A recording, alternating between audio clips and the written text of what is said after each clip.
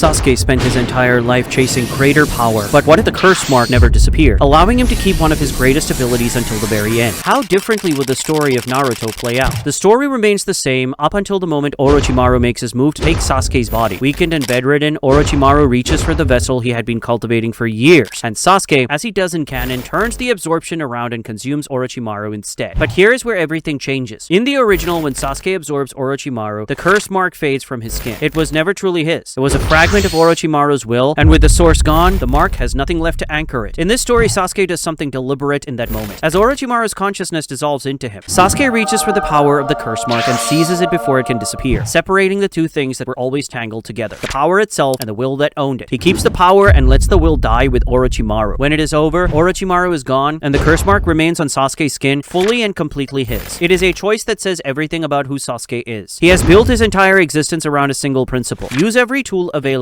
refuse no advantage, and let nothing stand between him and his goal. For years, people told him the curse mark was dangerous, that it was Orochimaru's corruption, and it would consume him. Sasuke listened to all of it and drew a different conclusion. The problem was never the power, only who the power belonged to. And now that Orochimaru is gone, the power is just power, sitting there waiting to be used. Sasuke has never in his life walked away from something like that. What he discovers, once the mark is truly his, is that it offers far more than he ever got to see in canon. Without Orochimaru's will fighting him for control of it, Sasuke can finally explore what the curse mark actually does. He masters the level 1 transformation to a degree he never approached before, learning to activate it partially, calling up just the strength or just the speed he needs in a given moment rather than triggering the whole thing at once. Then he pushes into level 2, the full transformation, and instead of the unstable berserker state it produced under Orochimaru's influence, he learns to wear it like a second skin. The dark coloring, the wings, the enormous boost to his physical output and chakra reserves all become a controlled extension of how he fights rather than a desperate last resort that costs him his stability. But the real change is how the mark interacts with everything else he can do. In canon, the curse mark and the Sharingan never fully came together because Sasuke abandoned the mark before he ever had the chance to integrate them. Here he layers them deliberately. The curse mark transformation feeds raw power into the precision of the Sharingan. The eye is reading and predicting while the mark provides the physical force to act on what they see. As his eyes evolve into the Mangekyou, the same combination scales up with him. Curse mark amplification running underneath Amaterasu, underneath Susanoo, underneath every technique in his arsenal. The result is a Sasuke whose ceiling sits meaningfully higher than his canon self at every single stage of his growth. And that is where the real tension of the story lives. Because the curse mark was never only power, it amplified the darkest parts of whoever carried it. The hatred, the aggression, the impulses a person keeps locked away. Even with Orochimaru's will gone, that property of the mark did not go anywhere. It still pulls on those parts of Sasuke and still feeds on them. Mastering the power was one challenge, and Sasuke met it. Making sure the power does not slowly master him is the real battle, and that one does not have a clean finish. Every time he uses the mark, it sinks a little deeper, and every time he leans on it, the part of him it feeds on